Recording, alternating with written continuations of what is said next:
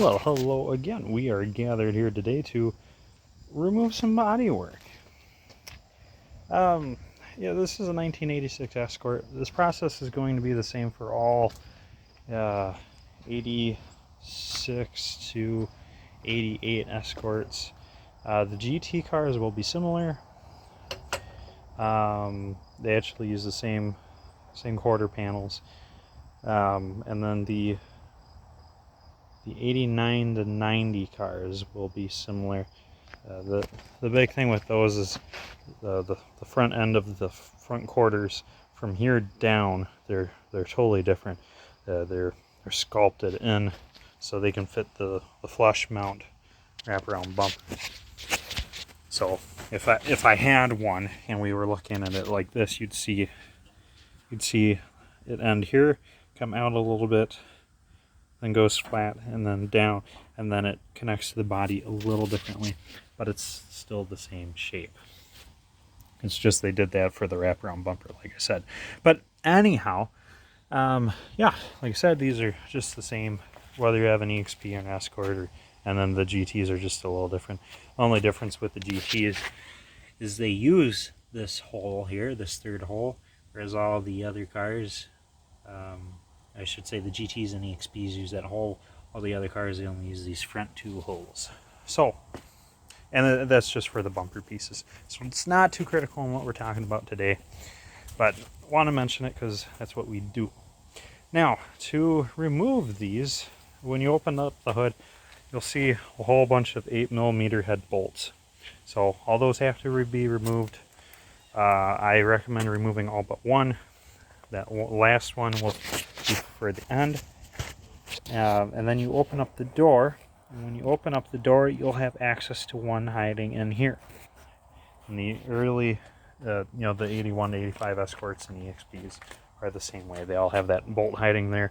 They'll have the same bolt locations on the top side. On the bottom, this is where things will kind of change up a little bit. Down here, there's going to be 3 Phillips screws that hold the fender liner to the fender. So there's going to be one at the bottom.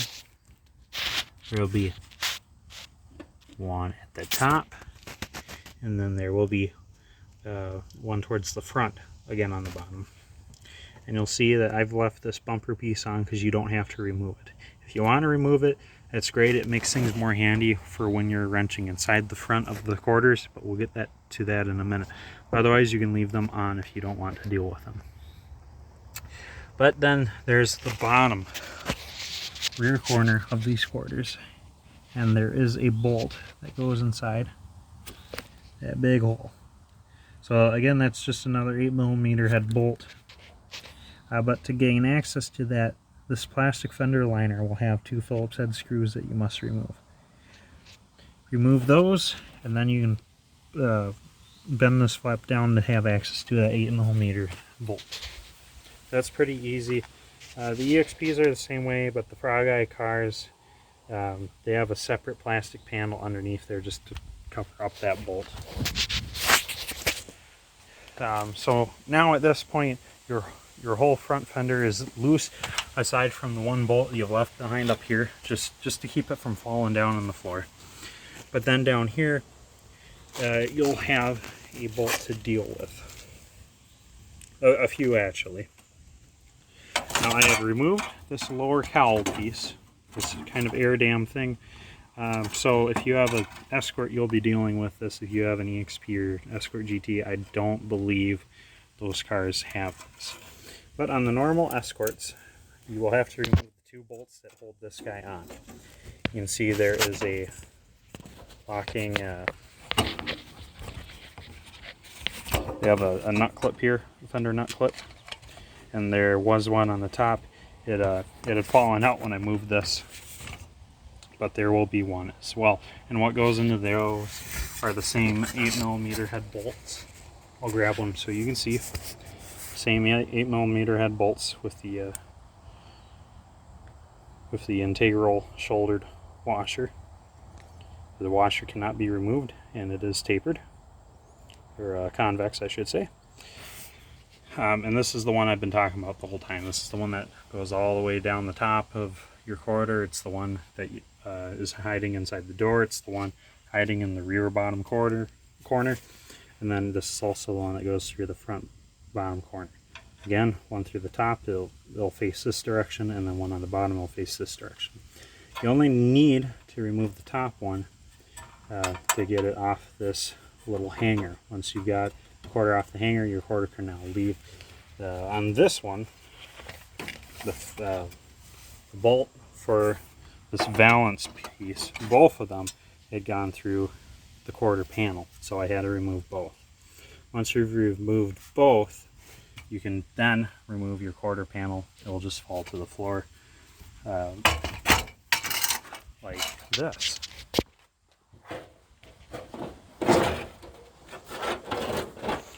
See, not too bad. Not bad at all. So doing that, it took me 10, 15 minutes. Hardest part is getting at these two bolts right here that I was just talking about. Because on the driver's side, they're hidden by this little mud flap thing. So you don't have much for access there until you remove this. But this is just held in with a few pop tabs. Force all those off, and now you have room to get your hand in there. It's still really tight. I spent a lot of time just going one click at a time on my ratchet wrench until it was loose enough to turn by fingers. But on the passenger side, much easier to deal with. You have all that nice open space. Now, all that's left is your lower valance. Your lower valance, once you've removed the two end bolts on each end like I've talked about, all that will be holding it up are these two brackets here. And see the brackets, they just go into the lower part of the radiator support. Right there, so that's going to be one of them. And down a little ways, right there is the second one. And again, they just use those 8mm head body bolts. So you remove those two, and this guy will, it might take a little bit of wiggling to break free any rust if there is any, but then this guy will just fall to the floor. So be ready to catch that, literally.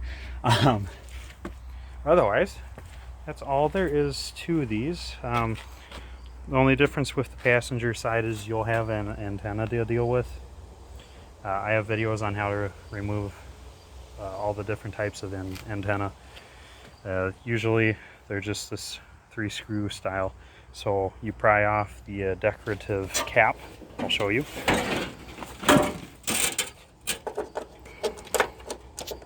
So you pry off this chrome cap, and then once you do that, you'll have access to 2 or 3 Phillips head screws. And then that unbolts the base of this antenna from your quarter panel. And then some of these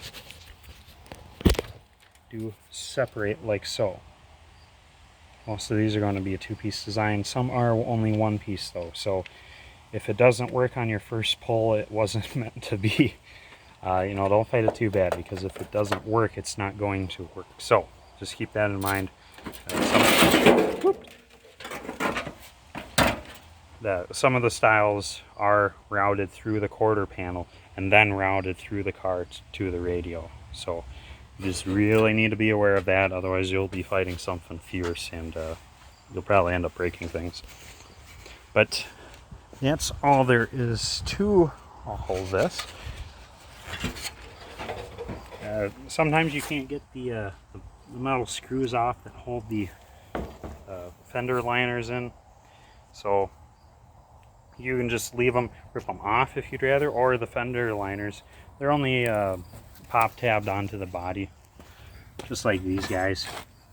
It's the same plastic one-shot deal, and they just go into the body in 3 or 4 locations depending on the car. But that is all there is to it.